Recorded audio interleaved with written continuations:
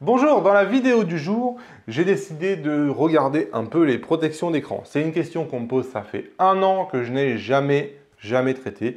Et j'ai décidé de prendre le taureau par les cornes. J'ai, grâce au groupe Facebook, pu faire un mini sondage en temps réel avec une cinquantaine de participants qui m'ont tous donné leurs commentaires et proposé des modèles. Donc j'en ai sélectionné 3 de modèles, un bas de gamme qui était dans les 8 euros et un tout petit peu plus haut de gamme qui sont dans les 15-20 euros. Et j'ai donc le bas de gamme, je ne vous en parlerai pas parce que sincèrement, c'est pas suffisamment qualitatif, je veux même pas qu'on en parle de ça. Et par contre, le haut de gamme, on va parler du Expert Shield en version anti-glaire. Donc ça, c'est une version en film transparent très souple.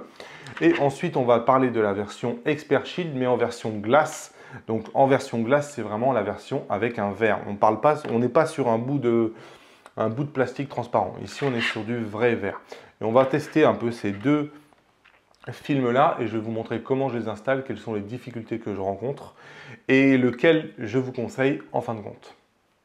Allez, on va partir pour la première installation donc de la version souple. Alors, la première, c'est une Expert Shield, donc c'est le modèle anti-glaire. Hop, vous voyez, adapté au Fuji X-H1. À l'intérieur, on va trouver pas grand chose, hein, une petite carte et surtout la protection qui ici sur ce modèle là, hop, je vous la montre, la protection ici sur ce modèle là, vous voyez, c'est une simple boue de plastique flexible qu'on va venir coller sur l'appareil. Vous avez une petite, hop, une petite lingette ici pour venir pouvoir nettoyer correctement votre écran. Voilà, là je viens de le nettoyer à la lingette, mais je vous conseille évidemment, vous savez, les petites lingettes humides pour nettoyer les lunettes.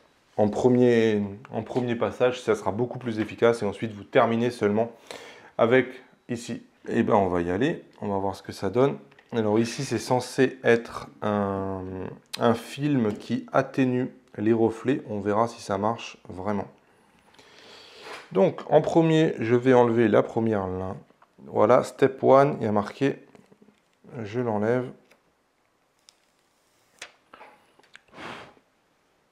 Hop, je le tiens par le step 2 justement.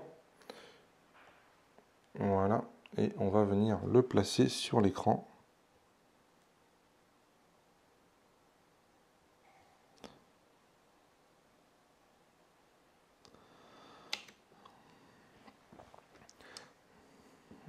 Et ensuite, on vient chasser les bulles.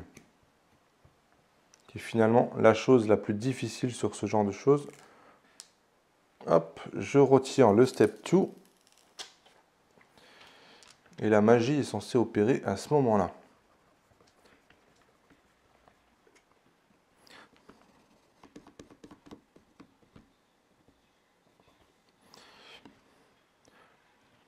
Bon, ici, on va pas se mentir, il n'est pas posé génial. J'ai voulu faire ça devant la caméra, c'est pas évident. Et surtout, effectivement, il y a des bulles. Alors, peut-être que j'arriverai à les faire partir.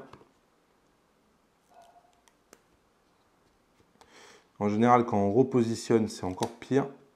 Bon, on voit les bulles, hein. Hop, je vous les montre. C'est quand même le plus difficile, franchement, c'est de toujours poser ça. Bon, là, je l'ai fait devant la caméra, encore une fois.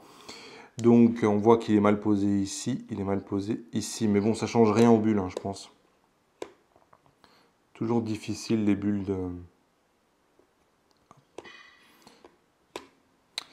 Bon, bref, en termes d'anti-reflet, ça a l'air pas mal en anti-reflet. Vous voyez la différence? Regardez sur celui-là, par exemple.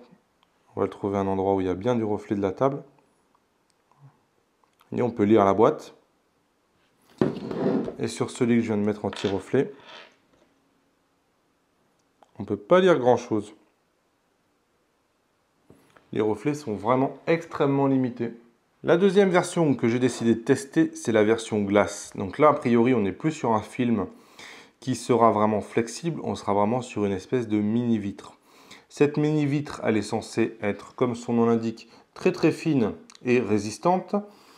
En termes de transparence, on est censé quasiment ne pas la voir. Elle est censée être facile à appliquer et à enlever et ne pas laisser de colle puisque le film que je viens de tester juste avant, justement, il laissait de la colle. On voit que c'est collé, c'est pour ça qu'il y a des bulles. Donc on va voir comment ça fonctionne. Alors l'emballage ici est effectivement plus qualitatif déjà. On n'est pas sur un petit emballage en plastique. Il faut que je retire le bout de scotch qui est là. Voilà. Toujours la petite lingette. Et donc là, cette fois-ci, alors vous à la caméra, vous ne le verrez peut-être pas, mais ici, je ne peux pas du tout le plier. On est sur quelque chose qui est quand même beaucoup plus solide que ce que je viens de tester juste avant, qui m'a effectivement pas plus convaincu que ça, malgré le fait qu'il a l'avantage de masquer un peu les reflets. Vous voyez, c'est pas du tout la même différence. Alors ici, à la caméra, ça passe pas, mais celle-là, on est extrêmement fin. Celle-là, on a vraiment l'impression d'avoir un bout de verre qu'on ne peut pas du tout plier. Donc c'est pas du tout pareil. Alors on va essayer de le mettre, on va voir ce que ça donne. Alors, on va de nouveau le nettoyer. Voilà. Et c'est reparti. Step 1. Et ici, il n'y a pas de step 2, visiblement. Alors, je l'applique comme je peux.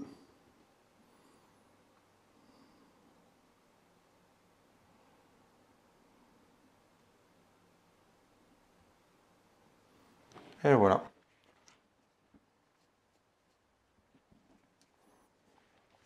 Voilà, il est appliqué. A priori, c'est pas plus compliqué que ça. Et on a ici un résultat qui, effectivement, est quand même plus qualitatif, je trouve, que le vieux film qu'on avait juste avant. Ici, on a une vraie vitre.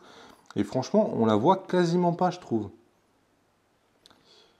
J'avoue être beaucoup plus convaincu finalement par celui-là. Alors certes, vous voyez, on a les reflets qu'on a sur l'écran d'origine. Je pense pas qu'on ait plus de reflets que ce qu'on avait avant. Mais effectivement, c'est vrai que tout à l'heure, le petit film là, il avait l'avantage de masquer les reflets. Je vais vous le remettre. Hop. Vous voyez là les reflets qu'on a dès qu'on met le petit film. Voilà, de ce côté-là, vous voyez, on n'a plus les reflets. Donc ça, c'est sûr que ce film-là, il avait vraiment cet avantage-là. Pour autant, je trouve qu'il diminue la luminosité de l'écran et qu'il n'est pas facile à appliquer. Et puis, on le voit vraiment. Je pense qu'il y a vraiment un traitement qui fait que il n'est pas 100% transparent. Regardez ce film. Alors, clairement, si je l'applique, vous voyez. Mais on n'est pas sur quelque chose de 100% transparent. Moi, sincèrement, c'est vraiment le film que je préfère, là, la glace. Je trouve que c'est qualitatif. Ça marche plutôt bien sur l'écran. Ça laisse pas de traces. Il n'y a vraiment pour le coup absolument aucune bulle. Quand on va l'enlever, il n'y aura pas de traces de colle. C'est quelque chose qui me semble plutôt pas mal. Effectivement, et là quand je regarde, franchement, si je ne savais pas qu'il y avait un verre, je ne le saurais pas. Donc vraiment du bon boulot, je trouve. Voilà pour le test de ces deux Expert Shield. Donc j'ai testé le Expert Shield donc anti-glaire et la version glace. Hop. Et personnellement, c'est la version glace que je vous recommande. J'ai testé un troisième aussi, moins cher, mais je ne le vous recommande pas. Je ne vous le montre même pas parce que franchement, certes, il vaut 8 €, mais je trouve que pour les 8 €, vous avez des difficultés d'installation. Il n'est pas très transparent. Ce n'est pas le film que je vous conseillerais. Je vous conseillerais vraiment, moi, mon conseil, c'est le Expert Shield en version glace. En complément de cette vidéo, vous êtes libre de recevoir les 12 conseils du fugiste débutant ici.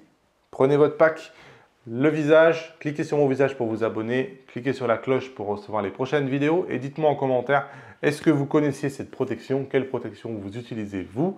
Et voilà, vous trouvez le lien de la protection que je vous recommande en dessous de cette vidéo, évidemment. À bientôt!